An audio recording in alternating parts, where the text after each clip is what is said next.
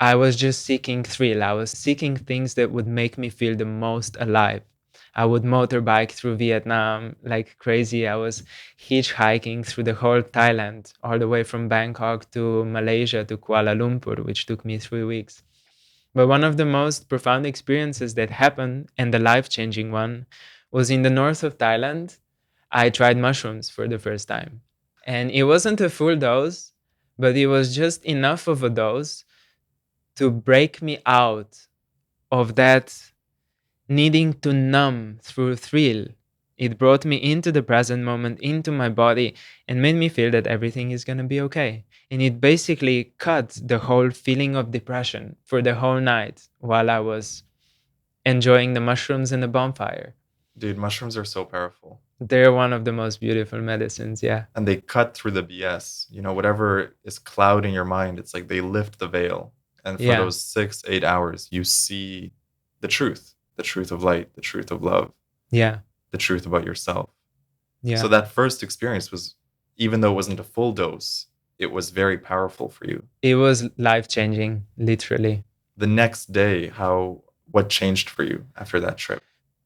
It took me a while to process that, not because it was a profound psychedelic journey, but just because it changed how I was feeling so rapidly and so instantly. And just to be clear, until then, I have not tried anything aside from a little bit of weed in my teenage years and a little bit of alcohol. I was never a big drinker, even when I was bartending.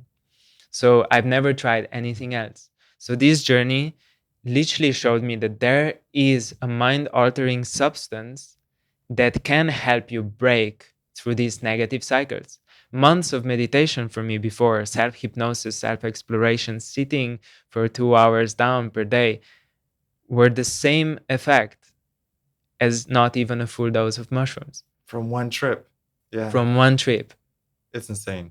It's very It's so powerful. crazy in the best way Yeah. that this one plant, actually many plants that we have access to, but Hmm. mushrooms can completely change someone's paradigm. Hmm. And it is actually something that happens when it starts rewiring your brain. What happens is we have certain parts of our brain that fire when we do things repetitively. So that's, for example, when you're driving a car, you forget you're driving a car. You go into this trance state where your body is acting automatically. Everyone knows that. They call it just the trance state. But what people don't understand is that your emotions are also stored as a chemical process in your brain. So whatever you are feeling kind of comes up on repeat as well. So, in a way, when you're feeling a lot of frustration with other people, when you're feeling unhappiness with where you are in your life, in your environment, that is something that your brain becomes puts on an autopilot. It's like clothes that you wear. So it's an emotion you're wearing, it Yeah, becomes comfortable. it doesn't just become comfortable, but it becomes so ingrained in you that it keeps repeating over and over again. What's been proven with full doses of psilocybin, is that it actually has the ability to completely stop that process. So, in a way, maybe you've noticed with your experience in mushrooms, there's a dose where it's a complete loss of self or loss of ego. And I think what happens in the brain is that this part where everything is automated just becomes so blocked that you cannot perceive yourself as what you thought you were, as these brain patterns. No matter if they're good or if they're bad, you just have no interaction with that anymore. But something that's not very well known is that small doses of psilocybin do the same thing, Microdosing. microdosing. This is where a lot of scientific evidence actually can produce a big difference in someone's life. So after the first trip, the depression was still there afterwards? Yeah, It came back because it was one trip. yeah. Did you start microdosing then? And or how did your journey with mushrooms develop? So from then, it developed this fascination that did just not go away. So we moved to Australia, and as with many countries where mushrooms and different substances are illegal, I don't recommend finding that out, obviously, just a disclaimer. But there are ways that you can get it. However, when you first arrive to a new country, you don't know anyone. It's kind of hard. You have to find the most hippie looking person. Talk to Yeah, them. you have to. So I did that actually. And I asked them if they can supply me with a decent dose of mushrooms. And it took months before The that came supply came. through. Yeah. But within these months, my fascination was growing. That one half dose that I've done in Thailand has just um, been pushing me to research more. And I ended up reading a book called A Very Good Day by Eilert Waldman, which describes how she microdosed LSD to heal her depression.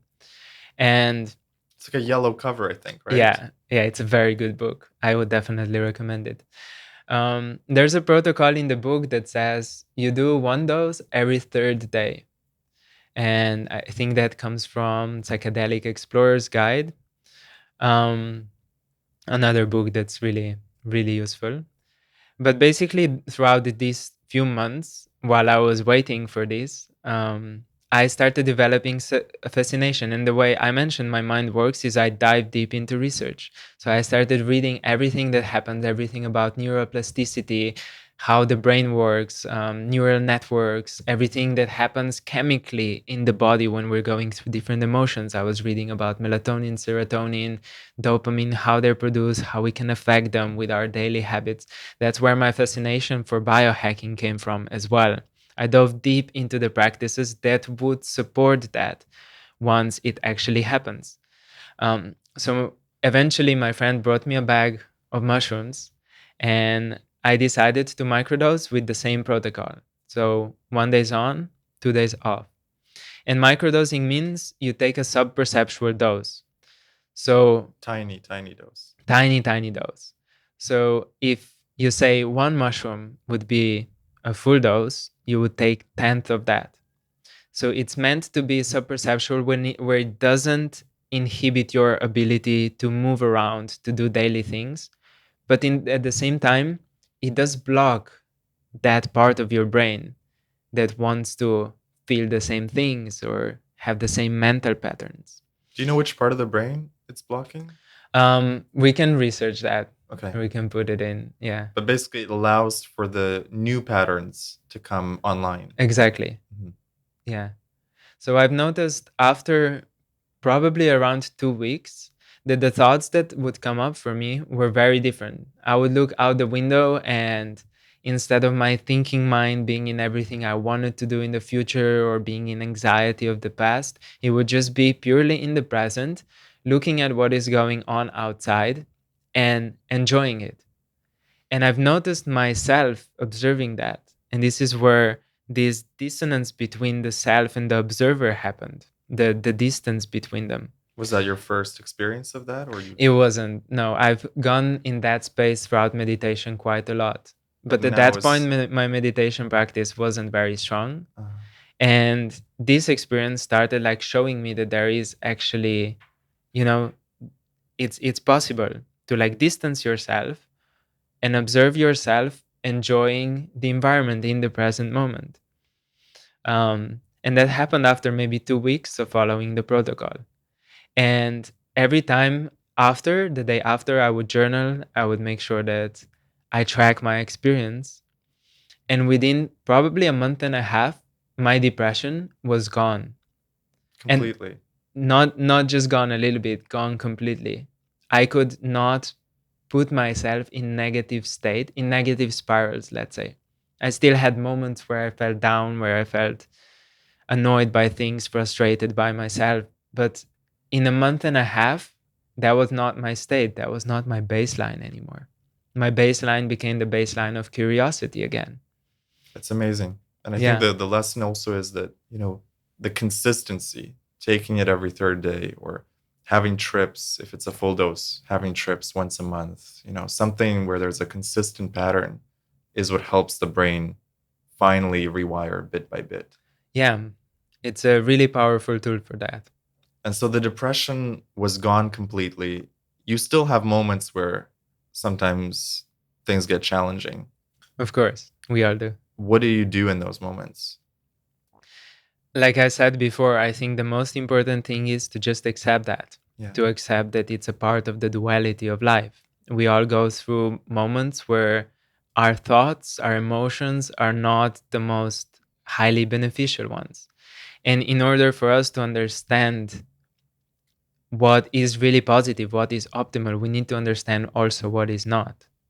So if we constantly live in the state of pure bliss and pure joy, we don't have anything to compare it to. We cannot actually appreciate how good we feel if we don't feel bad sometimes. That is my perception of it. And of course, maybe someone doesn't feel that way. But I know from feeling very depressed for longer periods of time, it's something that's almost impossible to break out of unless you have guidance of other people or guidance of the medicine of the plants. Yeah. Um, so when you go into these circles, you don't see yourself how far down you go. But then at some point you realize, wow, this is not where I want to be. So still having this realization, you can change your baseline. You can start feeling better and better, but don't forget what the lowest points are, because the more low you feel, the higher you can feel as well. It gives you this dance, this roller coaster of life. And right now, where I am right now, when I feel these states, I honor them, I appreciate them. I don't dwell in them, which is a key difference, Hmm. but I honor them. And You probably appreciate them too in some way of like, yeah, I get to feel the contrast, the yeah, juice of life. And then you yeah, know that you'll be able to bounce back from that. for sure. And just the trust in divine, in the source, comes very strongly here, because you know that you are given these experiences to grow. There is no negative emotion that just comes out of nothing. There is a lesson there, just as it is in positive ones. They're not just there for you to enjoy it, it's for you to learn something from it. In the same way, all the quote unquote negative experiences in life, they come as lessons. So the more we appreciate them as lessons, the less we dwell in them, Yeah. and the more we learn, and then we don't need to repeat them again in this vicious karmic cycle. It's like learn the wisdom of the lesson, not blame yourself or beat yourself up for it. Yes. You've been listening to the James Xander Trip. If you enjoyed this clip and you want to hear the full conversation with Jacob, search for episode 1 of the James Xander Trip. If you want to connect with me personally, visit jamesxander.com. Send me a little message. Tell me what you thought of this clip. Tell me about yourself, your story, and what you've learned in life so far. I'd love to hear from you. Much love, and I'll see you next time.